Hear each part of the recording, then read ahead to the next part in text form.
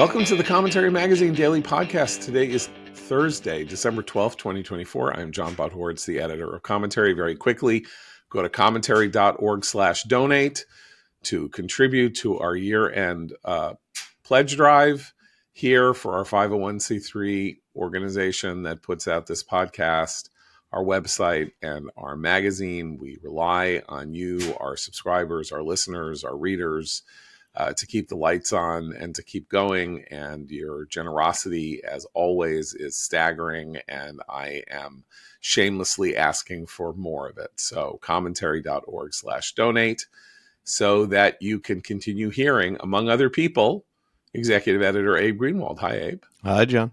Senior Editor Seth Mandel. Hi, Seth. Hi, John. Media Commentary columnist Christine Rosen. Hi, Christine. Hi, John. And Washington Commentary columnist Matthew Continetti. Hi, Matt.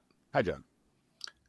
Christopher Wray, the FBI director, announced his resignation yesterday afternoon, which apparently will go into effect upon the inauguration of Donald Trump, clearing the decks maybe for for Kash Patel to become the next director of the FBI. There seem to be possible hijinks going on here because Trump, because he is leaving, he will be leaving an open hole that needs to be filled.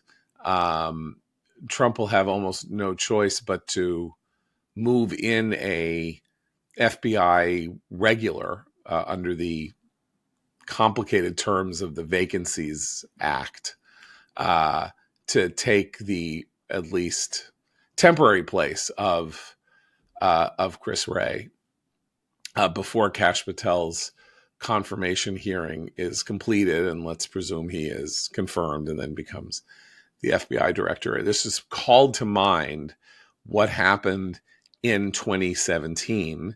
If people will remember, something relatively similar happened at the Department of Justice, and the job of Attorney General was filled by an Obama official named Paula Yates, who proceeded to essentially wage war against the incoming administration's policies to the extent that she could before Jeff Sessions could be confirmed. So this is not a nothing moment if there are policies that Trump wants to enact really quickly in some fashion using the FBI. I don't know what those are, so I'm not even speculating. Right. So Ray may have pulled a little Machiavellian play to retard Trump's capacity to get things done quickly. So the alternative would be that he would just remain in place and then have Trump fire him, I think. In this case, he's going to be stepping down, and then I assume the deputy director, a man named Paul Abadi, right, will step in. But I also expect that Patel will be confirmed pretty quickly now with this announcement. And so you're right. There's the possibility of hijinks, but I don't think it'll be very long. Yates was only there for 10 days. But if you remember, she gummed up, she essentially, I believe, came out against the migrant ban. Oh, yeah, Trump had to fire her. And he had to fire her, right. Yeah, so it was insane. Okay. Do you think that's going to happen again? I mean, I don't know. Can he fire Abadi? Sure. He could fire anybody. He was going to fire everybody. Yeah.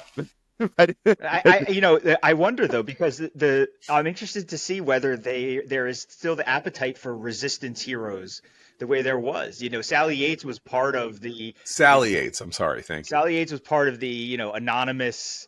And whatever, all the officials who became heroes. I mean, anonymous is not anonymous anymore, but that was the one that had people wondering who it was.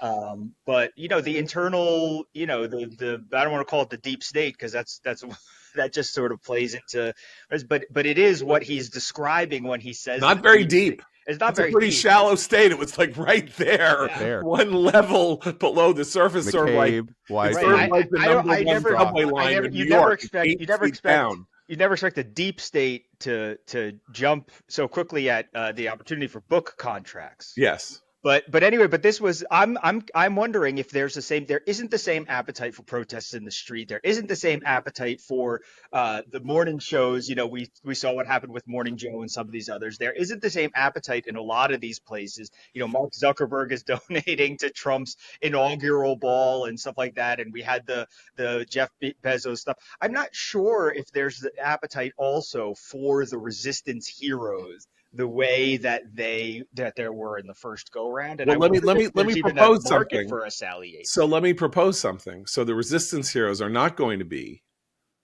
uh, you know, whoever Paul Abate or somebody who refuses to take an order from the Trump administration.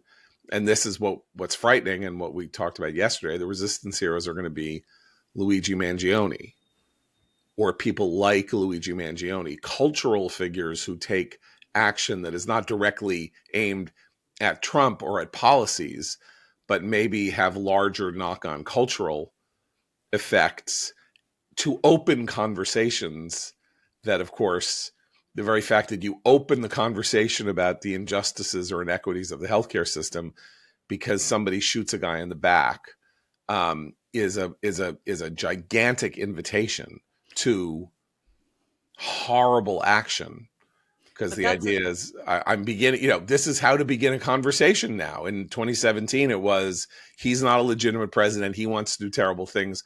We're going to stop him using all the levers of power at our disposal in the system.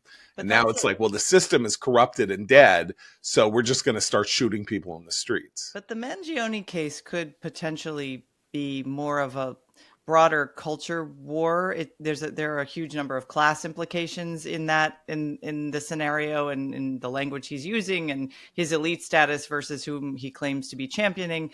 And I wonder if that doesn't land in quite the same way as the direct, we must undermine this fascist dictator who's just been democratically elected by the American people. So I feel like Matt has inadvertently created the meme of the next 4 years for this podcast, which is him calmly saying, this is insane. Because in a weird way, there's going to be, everybody's a little calmer, but there's still going to be some chaos coming out of the Trump administration. But these broader issues, particularly the class issues, are fascinating in part because Trump's coalition now includes a lot of working class people. And it is the Democratic Party who's elite. Yeah, I just want to stay on Wray for a second. I mean, I think this is very good news for Donald Trump. He doesn't have to fire Wray, which he was threatening to do. So Wray stepping down, which again opens the pathway for Trump's nominee Kash Patel to slide right into that position pretty early on in the administration. Patel has not met much resistance from the senators. In fact, almost all of the senators are pretty glowing when they meet with him. Except for Susan Collins, I believe, is the one. Yeah, I think she said something about she's not ready to support him, or she's not supporting him yet, or she's not going to. I think she's looking for the negative. FBI background check or something like that. Yeah. She's looking. I don't know how negative it was, but it was not a yes right away. Right. So this is a good moment for Trump. It's part of a lot of good moments for Trump. I have an article in the current issue of Commentary, which just went up on our website yesterday, called The Trump Moon. It goes into Trump's rising popularity, how he's experiencing a presidential honeymoon, which he never received after the 2016 election. Trump is aware of this. He mentioned it in his interview over the weekend with Meet the Press, that he won the popular vote and that he's more popular than he's ever been. Trump has just been named the Person of the Year by Time magazine. He's inching up toward the current record holder of Time magazine covers, and that is, as I learned last week, Richard Nixon. But Trump is getting close. And he will be at the New York Stock Exchange this morning, as we're recording this podcast, to ring the bell, which he's never done before, which He's never done. I'm me. Surprised. Yeah, it surprised me too. But it was a big deal for him because he gets to ring the bell. And I think his presence there is representative of a general optimism in the business and economic climate in the United States that has accompanied his reelection. So things are pretty good for Trump right now. We should mention something else in terms of these questions relating to his cabinet picks, which is that once again, Trumpians, people on the right, are proved to be bizarrely fortunate, not in their choice of enemy, but in the way their enemy decides to engage with them to try to destroy them. And that was this bizarre event that happened yesterday, non-event that happened yesterday when Pete Hegseth, the nominee for the Secretary of Defense, announced that ProPublica, which is a nonprofit news organization with more money than God, I believe they have something like $100 million in the bank, known best for rooting through the garbage of Harlan Crow and Clarence Thomas to find receipts showing that Harlan Crow bought him, a McRib, somewhere when they were taking a vacation together. That ProPublica had approached Hegseth with the news that they were told that he had claimed that he had been accepted to West Point and had denied and had decided not to go to West Point in 2003, I think, and that West Point told ProPublica that Hegseth had not been, they had no record or evidence that Hegseth had been admitted to West Point. Well, what did Pete Hegseth have to say about this? And Hegseth did what you now do, what social media now allows you to do, which is get ahead of the story. He went on social media. He said, there is a hit job going on against me, claiming that I lied about getting into West Point. Here is a picture of my acceptance to West Point. And there is this document, this thing that he got from West Point saying you've been admitted to the West Point class of 2003 or whatever it was. Whereupon Jesse Eisinger, the editor of ProPublica, puts out this 10-tweet self-congratulatory stream about how what they actually did was journalism at its finest. They got a tip. They followed the tip down. They went to Hegseth. And you know who really kind of behaved a little badly was Hegseth, because he had attacked them rather than they weren't going to publish the story. And instead he turned it into a story. They did the journalism and Hegseth made it into propaganda. Now, the reason that this is great for Hegseth and thrillingly bad for ProPublica, a really repugnant organization, is that ProPublica is not saying who at West Point told them that Pete Hegseth had not been admitted to West Point. This was a hit job inside the United States Military Academy at West Point against the potentially incoming Secretary of Defense. When you are misled in investigative journalism by a source, one of the disciplines that is supposed to exist in the world of the hit job is that you expose the person who fed you the false information. Because the leak and exposure system requires a certain level of honesty on the part of the leaker.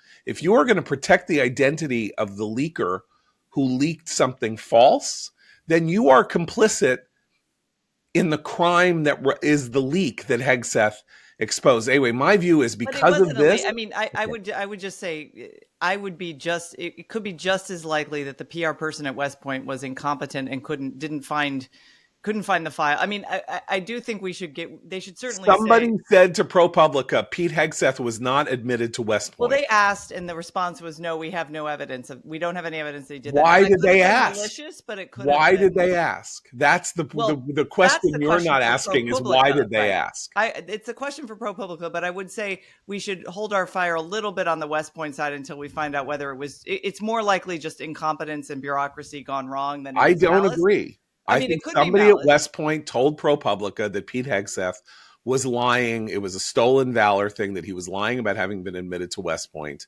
and that's why they pursued the story. Well, imagine a world where and we're going to find out because didn't Tom keep the- Cotton is on the case, so we're going to and find out. imagine a world though where Hegseth didn't keep his letter. Right. That's actually more likely the case when it comes to how the media targets nominees on the right versus the left. Kavanaugh Brett didn't keep Kavanaugh. his, How did his Brett calendars. Kavanaugh save himself? Right, his calendars. Right, because he had calendar. He saved his calendars from when he was 15 years old. I would be dead if I were Brett Kavanaugh. I mean, I didn't keep a calendar when I was 15, and if I had, my mother would have thrown it away the minute I went off to college. That was a big moment for OCD Americans. That absolutely true. The ProPublica episode that you described is part of a larger story about how Hegseth has turned his candidacy for Secretary of Defense around. At this point last week, while I was writing my column for the Free Beacon, it looked very dire for Hegseth. Ron DeSantis' name had been floated. Joni Ernst, the senator from Iowa, who was not convinced that Hegseth was the right candidate. We had those stories in the New York Times about the email that Hegseth's mom had sent to him talking about his treatment of women. So it didn't look good. But then, conveniently, as soon as my column was published talking about the Trump transition math, things began to turn around. And Hegseth leaned into the fight by arranging a public relations campaign with his fellow soldiers, with people who had worked with him at Concerned Veterans for America, who go on the record in support of his leadership and management.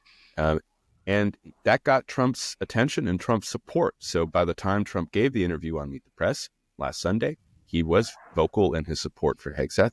And now a senator like Joni Ernst seems much more open to supporting Hegseth down the line when they have the hearing.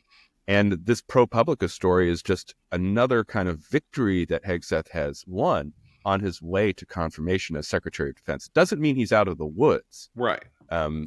Because no one is ever out of the woods because something could come up that is actually substantively. Well, he does have two ex-wives, right? Who, right. I'm not sure. I don't know what the state of their relations are, right? Well, and that could be a problem.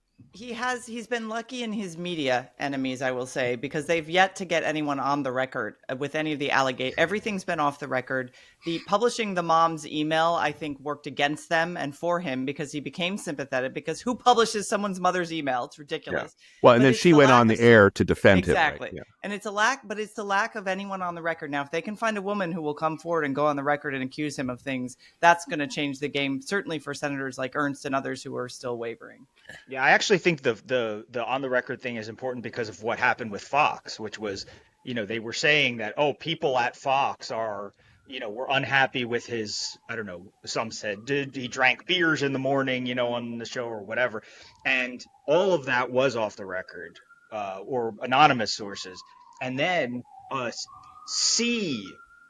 wave of Fox talkers, not just employees, but people that the public knows, people especially that Republican senators, their constituents watch every day, recognizable faces, came out one by one and just said, no, I mean, this has not been my experience. And that, I think, made a big difference because you can get 10 off the record and 10 anonymous, and then 10 faces that these are the people you see with Hegseth every day. And they're all saying this is crazy, whatever. So I think that part of it has really been, normally the character witness isn't as strong as people hope it would be because, when somebody has certain types of accusations of misbehavior, especially during the Me Too era, you sometimes got these letters like, here's an open letter from all the women that so-and-so has never assaulted, right? And it's like, that only gets you so far because it only takes one that you actually did. But this is sort of different because it's about his mien. It's about the way he carries himself. I also think that is something that you can't kill with anonymous sourcing, I think. I also think Hegseth has benefited from the sheer speed, the rapid fire aspect of Trump's picks here, the flurry of personalities that he's thrown up for people to try to tear down has caused the media and Trump's enemies and detractors to sort of say, "Oh, wait, who are we focusing on? Do we focus on the Hegseth? Wait, there's Cash Patel just popped up. Are we dealing with that? Are we dealing with that?" And it sort of has them one step off. Well, the way that Trump world thinks about it is that Hegseth is acting as a heat shield right now, who's actually protecting Gabbard, RFK, and Cash Patel from deep scrutiny, because people are very interested in the Hegseth story. The media has continued to dig. The senators are meeting with him, and he's meeting with, I think, Murkowski today. So you're right. On one hand, all of the names kind of flood the zone and make it difficult for the opposition to concentrate their fire. On the other hand, however, Hegseth being kind of the most famous, I wouldn't say even the most controversial. He's controversial in a lot of ways, but he's definitely the most prominent, and he's become public facing in a way that a lot of the others have not to date. It's fighting for his name and for his nomination. That has also helped people like Patel and Gabbard. Tulsi probably needs it because she's been meeting with senators, and the senators have been saying, I didn't really like her, right? I mean, she's been getting some bad headlines and no good headlines lately. So that, I think, probably supports the thesis, because we're not actually seeing that turn into, oh boy, Tulsi's in trouble stories. Whereas if she were the only nominee right now that, we're sort of out there on the table, you definitely would have those stories if senators are saying, Look, she's going to have a very interesting hearing simply by dint of the fact that the main controversy involving her nomination involves her, shall we say, unconventional views on Syria as expressed, at the end of the last decade. And now, of course, Syria is undergoing this revolution, and she is going to have to answer questions in public at a confirmation hearing about where she stands on all of that. That could actually be more important than the private meetings that she is having. Like, this is a hearing where you could actually see somebody either find the right words to say about a fast changing situation that would indicate that she would be a responsible steward of the position she holds, or she could blow herself up. And we don't really, she's very intelligent. She is a very good representative of herself in public, as we know from the 2019 debates in the Democratic presidential contest. But that's sort of an interesting place. I do think that it's worth spending 2 more seconds on Hegseth and the email, his mother, the release of the email of his mother. That was a turning point, because I had questions about Hegseth myself, was he really whatever? When the New York Times did that, my feeling was, I want him confirmed, because they cannot be allowed to get away with this. They cannot dig into a person's private family problems that have literally nothing whatsoever to do with the positions that he might take as the steward of the Pentagon, and take them and throw them in his face solely and exclusively to derail his career chances. The precedent the successful precedent of that kind of hit would be so potentially ruinous for the future, as now we know nobody's private information is protectable, right? I mean, excuse me. Anyway, nobody can protect anything anymore. There are going to have to be guardrails put up by institutions not to do stuff like this based on their own just simply innate moral standards. Like, would you want your mother's email to be put on the front page of the New York Times? They did it anyway, and they had to be stopped. And so I think there was a weird effect all over Washington where people went, whoa, whoa, whoa, whoa, whoa, whoa. The way people did 30 years ago when Connie Chung sat down with Newt Gingrich's mother and said, what did Newt say to you about Hillary Clinton? And Newt Gingrich's mother was like, well, I can't tell you that. That's just between me and Newt. And then Connie Chung said, with cameras running, it's just between us. Just you and me. Just tell what did he say? But and then Newt Gingrich's mother said, he said she was a bee. And Connie Chung ran the story and gave Newt Gingrich 2 years of life because, hey, you don't go and gull somebody's rural Georgia mother on national television to get a news story out of it. But the New York Times, so the New York Times, and I wrote about this this drove me crazy too, is the source of, I wrote about it in my column this month for the magazine. But their argument was, and this shows that they haven't had a reckoning about Trump winning again yet, because their logic was this: we have to write about how Hegseth treats women because he said he doesn't want women in combat. Sexual assault of women in the military is a big deal. He's downplaying that. So we have to go after his character, particularly with regard to women. And he's had this messy personal life. So let's get into that. The problem is that the reporter they put on this beat is one of the same ones who won a Pulitzer for basically spinning the Russia hoax at the New York Times, and obviously very anti-Trump in her writing. As you can see, I went back and read a lot of her work. She's very clearly biased against Trump in particular and Republicans in general. But how she got this piece of evidence that was the linchpin for her story is questionable. She was asked by commenters in the New York Times, many of whom I will say were appalled to see someone's mom's private email correspondence in the New York Times.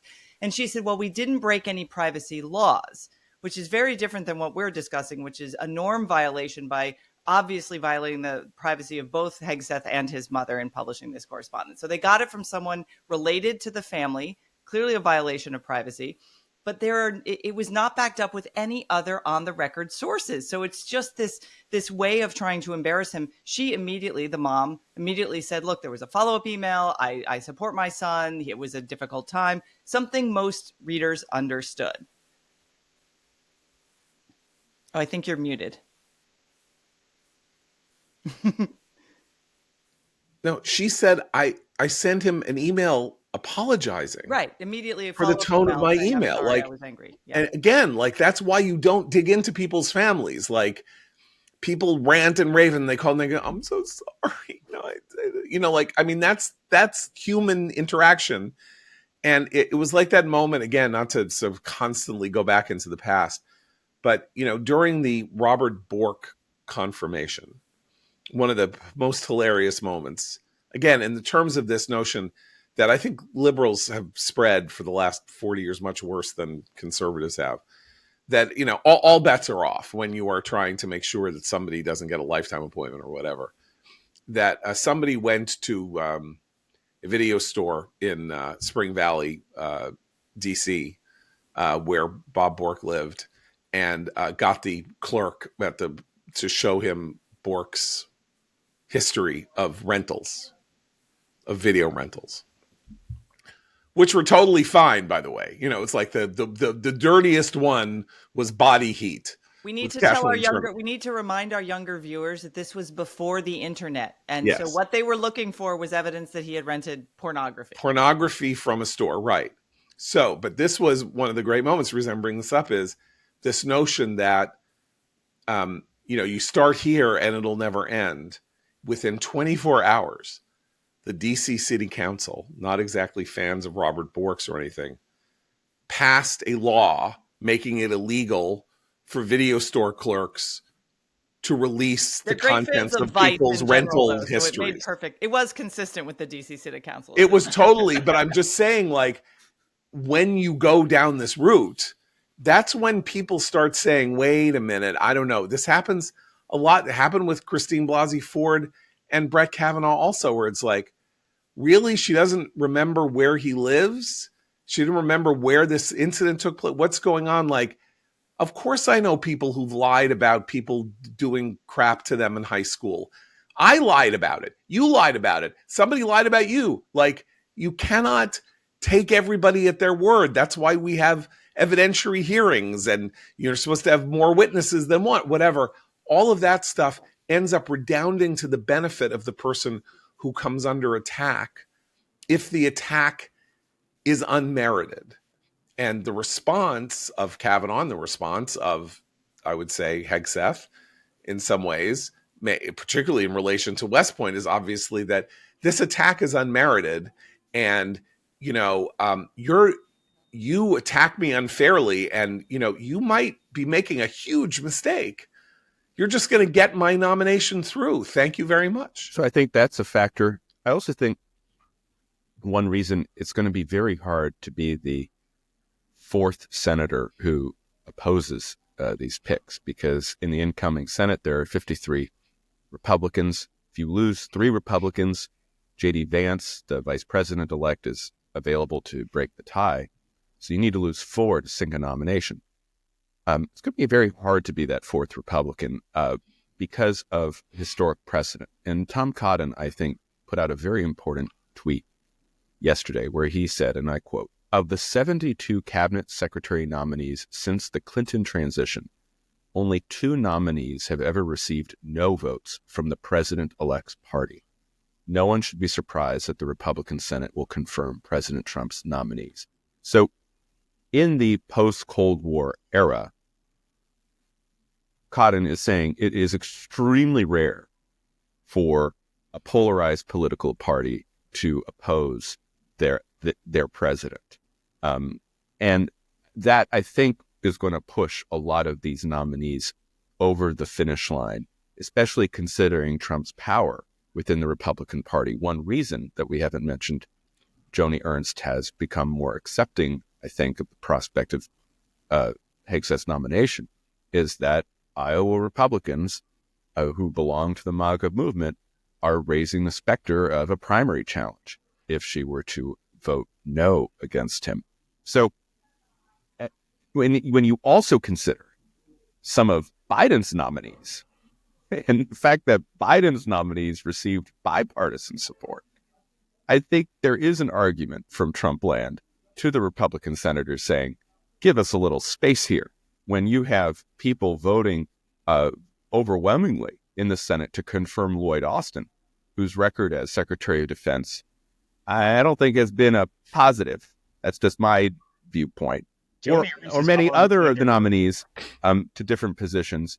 Well, give the Trump nominees a little bit of room here because they're the president's picks and you're of the president's party. So to be fair, and also the specific targeting of Ernst is something that works. Well, there are 2, Ernst and Tillis. But Ernst has been getting it, especially if you look on social media, much more, because she's been out there saying sort of, we'll see, and everybody wants her to say just, whatever it is, she's been in the spotlight, and because her name was floated, Tillis wasn't floated as a replacement for the one he might not vote for, and Ernst got herself sort of in that pickle. But I also think that, by the way, as a side point, that is the brilliant 12-dimensional chess of putting Carrie Lake at Voice of America, because there were rumblings that people were saying, well, if we're going to primary Joni Ernst, let's bring in Carrie Lake to do so. And I think Trump understood that Carrie Lake is only capable of losing elections. So if there's any chance Republicans are going to run her anywhere, put her in some other federal position. And Trump exports all the difficult women in Trump world. He's just exporting them all to Greece, to Voice of America. Just get them off. Well, so let's. I was just going to say that the interesting thing about Cotton's tweet is that that actually explains why the period before the confirmation hearings is actually relatively important for the president's party, because there are essentially 2 stages to confirmation. There's the pre-confirmation. The classic thing is that the nominee visits with all 100 senators. That's why it can take a while. Comes, sits down, meets them, answers questions, leaves. The party of the president usually says, it's wonderful to meet you and everything's great. They take a picture, goes on. Meetings with president of the other party can be a little more combative. And then in this period, things marinate. There's a background check. Things bubble up. Turns out there was someone didn't pay Social Security taxes to a nanny or whatever. and then that nomination does not make it to the hearing room. So that once it makes it to the hearing room, as Tom said, 2 out of 72 don't get votes from the president's party, because there is a period of time in which there is a kind of clarification of place, and people do drop off. Like, a lot of nominees get nominated and then disappear. Linda Chavez disappeared. Zoe Baird disappeared. Kimba Wood disappeared. I mean, John Bolton at one point. I mean, there are people who get nominated who don't make it to the confirmation table. And that's what the effort really here is to see if you can get them to quit, like Matt Gaetz, and then no harm, no foul, because nobody remembers it ever happened, right? I mean, literally, I think in modern history, it's only John Tower, who, by the way, his party was not in power in the Senate. That was Elder Bush's first nominee to be Secretary of Defense. He assumed would sail through because of senatorial privilege, power, being a senator from Texas, and no one ever having voted against another senator, I think practically in American history, for a cabinet post. And the Democrats decided that it was very important to give Bush a little whack in the face. Also, they all hated Tower for understandable reasons. He was an extraordinarily unpleasant person. But that's like, just doesn't happen. Just never happens. We saw an Oscar-winning movie last year showed, again, the case of Louis Strauss, who was denied confirmation as Secretary of Commerce. That's in Oppenheimer. The sort of the through line of the movie Oppenheimer is Strauss's confirmation hearing. And the movie tries to make it look as though he's denied because people understood that he had been unfair to Robert Oppenheimer, and that's why he was not confirmed as Secretary of Commerce in 1959. That's nonsense. That's not why it happened. It happened because, again, a newly resurgent Democratic Senate wanted to slap Eisenhower in the face and hand him a defeat because they had been so quiescent in the years before. But it's so unusual that Christopher Nolan could make an Oscar-winning movie out of a confirmation hearing where somebody loses confirmation, because it is so unusual for a confirmation to go down like that. Okay, so if we move on from there, where do we go? What do we want to talk about now? Oh, hostage deal. So 2 things very big going on here. So there apparently is a hostage deal in the works. If you read about it, it's enough to make you enraged beyond belief, because the hostage deal is, right now, as we read about it, there are 100 hostages of whom the Israelis believe 60 are alive. So that there are obviously 40 dead bodies that would have to be returned. Apparently, in the first phase of the deal, with a ceasefire lasting 42 days, 30 hostages will be released, among them the 5 Americans still in captivity, women, elderly. Note, when you read about this in the Wall Street Journal, that it does not say babies or small children, which leads me to 2 possible conclusions, one of which is that those dead bodies include the Bibas children, or that those babies are so valuable that we are allowing Hamas to participate in the notion that they should hold on to the most valuable hostages through the end of the process to make sure that Israel doesn't, do anything untoward, which is just enough to make you, like, it just sickens your, body to even contemplate the fact that they're not the first ones out.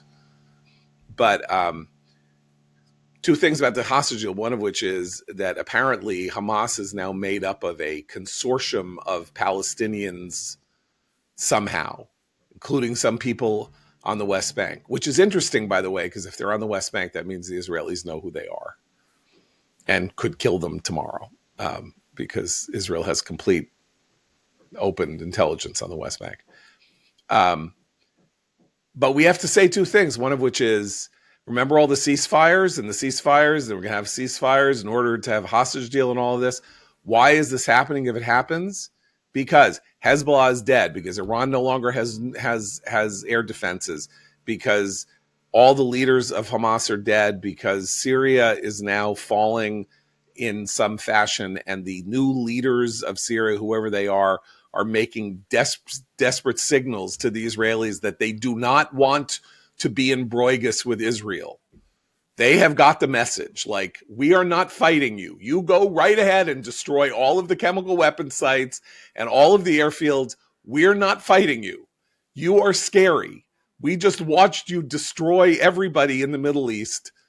We're going to go and try to consolidate our power a little bit. There's one group left, and that's the Houthis, who just fired another drone into Israel.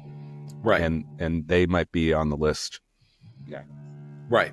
But I'm just saying that what we have here is the total and complete destruction of the entire Biden diplomatic posture in this war from November onward, which is that the ceasefire precedes the release of the hostages. Israel, restraining Israel, with having Israel withhold its military might in order to make a space for this to happen, with exactly the opposite backward thing.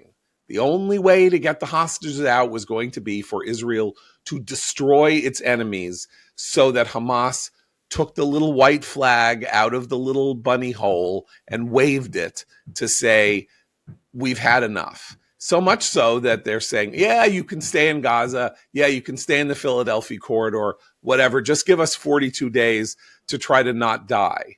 And then at the end of this Wall Street Journal story that I just read, it says, and this is one of the more comic things I've ever read.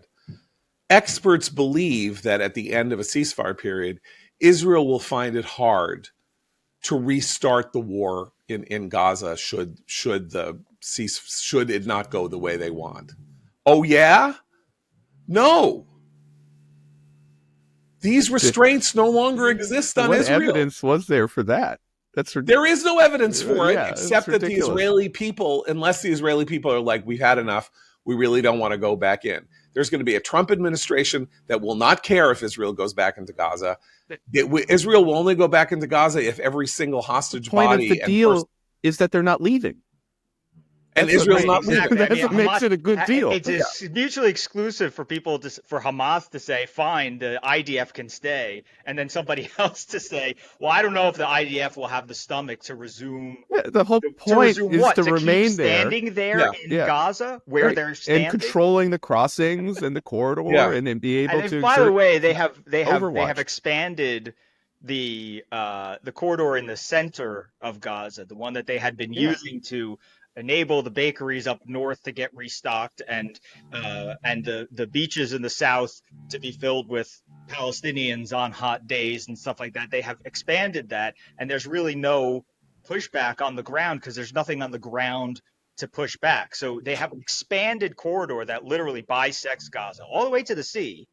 And now they're going to, we know that you can't make them budge from the corridor down south. So this idea that we're in a different stage of the war than we ever were before, and people have to get that through their heads. This was a problem with Kamala throughout the election, throughout the campaign, where she kept talking about the situation as if it was 8 months ago. We are in a completely different time period. Yeah, and Israel's won the war. So guess who gets to dictate the terms of what happens the day after the war? The victor dictates the terms. Now, you can have an armistice, you can have Appomattox, you can have terms that are agreed to by both parties at a piece of paper, excuse me, dictated to on a piece of paper. But it's Israel's victory. So Israel says, we're going to have a road here. We're going to stay here in the Philadelphia corridor. The only thing that Hamas has in its quiver, the only chips it has in its pile, are the hostages. And if one hair of one head is not returned to Israel, dead or alive, by the end of that ceasefire period, the rubble will bounce. And Trump will say that is just fine with him. And that is the story of 2024. Well, he already has. I mean, he's the one that said Yeah. if the hostages Hell aren't to pay. returned, that hell, like in the proud history of the United States military, you have never seen, or whatever his Right. threat was. Yeah. So I just think it's an interesting turn of events, and I say it's the final twist in the tale of the mishandling of this issue by the Biden administration that I will go to my grave arguing. Had they done it differently, had things proceeded differently, had the United States backed Israel 100%, despite riots on campus and things like that, and had the war in Rafah been won in April as opposed to in September or whatever, Biden or Harris might have won the presidency instead of losing it. But also, we'd be here sooner. There'd be more hostages to talk about. There'd be fewer dead Gazans. Yeah. I mean, yeah. So, and fewer, by the way, and fewer dead Iranian terror proxy leaders around the world. Right. This has the stretching on of this war has cost Hamas and Hezbollah beyond anything they expected. The charts of their top, the top command with the X's over their faces, they all have X's over their faces. There would be Hamas leaders and Hezbollah leaders alive also. Well, now you're kind of making the case for the administration, Seth. So just no, but I mean, simmer down there for a second. All we ever said, just the way they drew it up, Matt. Beginning in late October, the line was Israel lost its deterrence. Israel needs to be able to reestablish its deterrence, meaning Israel needs to be in a position where it can go about its daily business as a functioning country, everybody living where they live, businesses continuing, people not having to, hundreds of thousands not having to be in the reserve so that they can continue to support their families and not worry every day that they're going to have to run into a shelter because of attacks from the air. It needs to reestablish their deterrence. Well, I don't think anybody thought that the reestablishment of the deterrence was going to be this revolutionary by the end of 2024, that the reestablishment of deterrence we might think that would have been wise in some ultimate geopolitical, if you're playing, stratego sense, which is you got to take out the Iranians in order to reestablish deterrence, which, very serious people did say, like, there's no true reestablishment of Israeli security without Iran being taken off the map as a direct threat to Israel at every given moment. But the fact that we would be here with Hezbollah all but destroyed, and Iran losing its passage to Hezbollah through Syria by the collapse of the Syrian government after the destruction of Iran's entire defensive capability and a lot of its offensive capability, as well as the removal of Hamas as any kind of a force. Now, there are other things that could happen. The West Bank could re-erupt. There could be some kind of weird Houthi West Bank alliance. It's not like anybody's out of the woods here, but there was a relatively simple idea, which is America needs to help Israel reestablish its deterrence. And it was America's inconstancy in refusing to participate in the nature of how Israel needed to reestablish its deterrence, which was by escalating to de-escalate, by forcing Hamas to kill off Hamas to get everybody back so that then everything could go back to normal. That's what we refuse to accept. Why? History will be the judge. But something bigger than that even happened. It's not only did Israel reestablish its deterrence, it crippled the fighting capability of a host of its enemies. That was the real revolutionary thing. I mean, establishing deterrence was that was the language we were all talking. I wasn't even thinking in terms. I mean, I was hoping, but I wasn't really thinking in terms of they're going to cripple Hezbollah. They're going to leave Iran completely exposed, and so on. And they've done all that.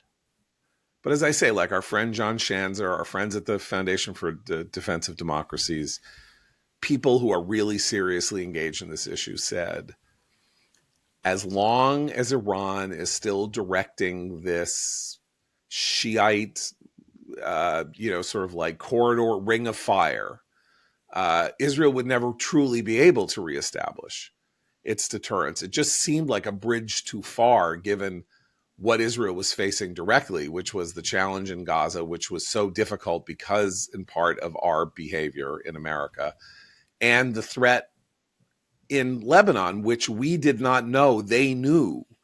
They had in their pocket the ability to cripple Hezbollah beyond all measure almost instantaneously. We didn't know they had that in them. So our expectations in the deterrence game were relatively modest. It was just go back to October 6th, not reshuffle the entire geopolitical structure of the Shiite existential war against the Jewish state. But that was what it proved to be necessary in this case, and now we'll see what happens.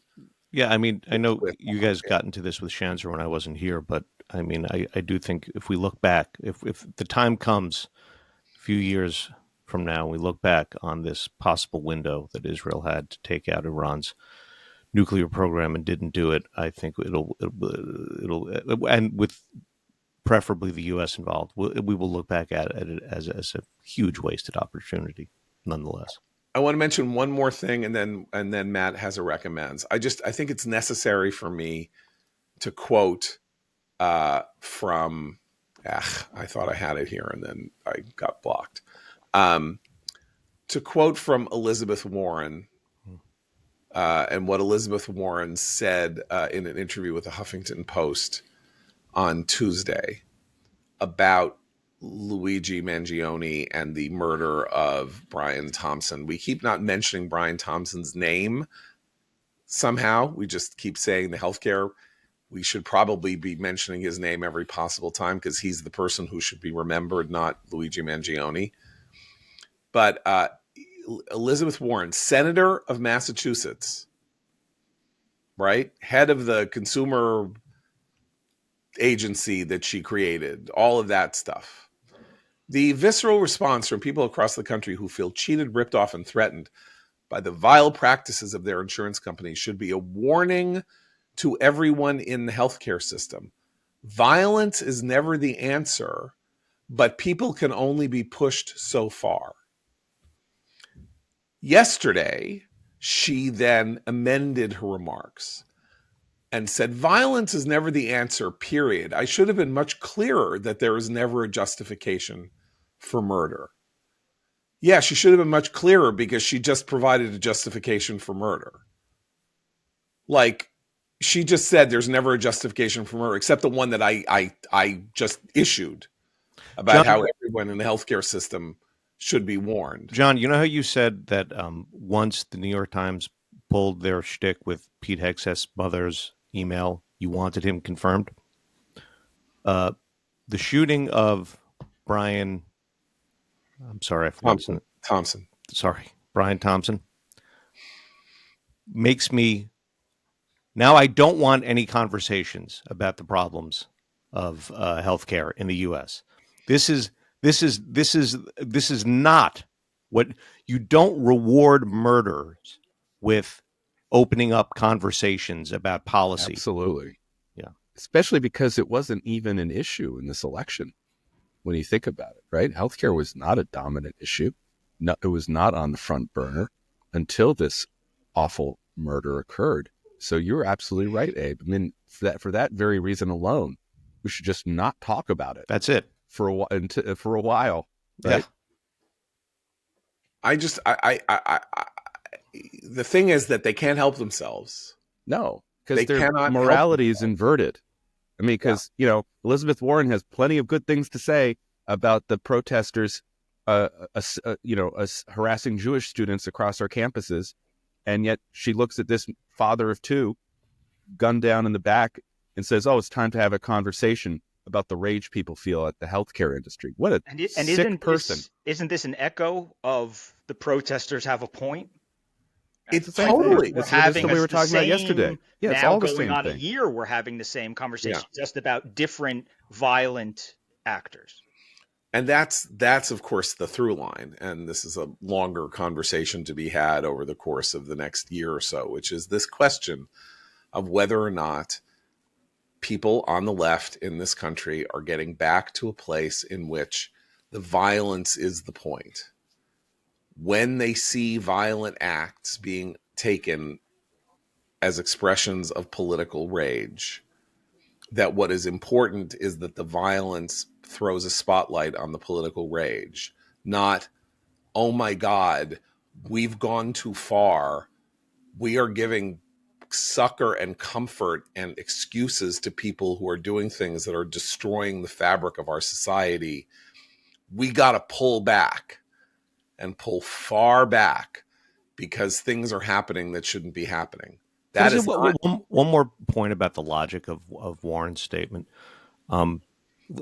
Taking the morality out of the picture, of course, there's no justification for lawless violence. This guy, Mangione, was not a poor person whose life was ruined by the insurance companies. So this is not the spilled over rage of a screwed little person by the big corporations. This is someone well-to-do who needed to transform his pathology and his rage via a manifesto into justification for killing. That's what this was. This is not someone who was left, on the sidelines because the insurance companies had screwed them. Right. Matt, you have a recommendation? I do, John. Thank you. I was kind of taken by surprise by the interest I've had in the 2024 World Chess Championship between the defending champion Ding Liren and the challenger Gukesh Damaraju. And yet I have been fascinated, transfixed by the match, which just ended, actually. I won't give any spoilers while we were recording this podcast. And the reason I have been so interested and fascinated is I have been a subscriber for some time to Gotham Chess. Gotham Chess is the YouTube channel of a man named Levi Rosman, a chess player who produces videos, chess lessons, analyses of past matches, and has been doing essentially a play-by-play of each of the 14 matches in this year's World Championship. And he kind of condenses the matches into about 25 minutes each, because they can go on for quite a long time as the two masters try to parse out the different possibilities. But he does so in such a captivating way that I've been paying attention. I've been at the edge of my seat trying to figure out who's going to win this. So if you're interested in chess, as I am, but as a total, kind of hobbyist and amateur who's too afraid to play online with other people, I just stick with the computers. But if you're at all interested, or even if you want to see this little interesting corner of the world and learn more about chess, I would recommend that you go to Gotham Chess on YouTube and start following Levi Rosman. He's also written a book, which I have not read. I'm sure it's good. But he makes chess a lot of fun. And so that's my recommendation for today. What a great recommendation. We will be back tomorrow. So for Seth, Christine, Matt, and Abe, I'm John Podhoretz. Keep the candle burning.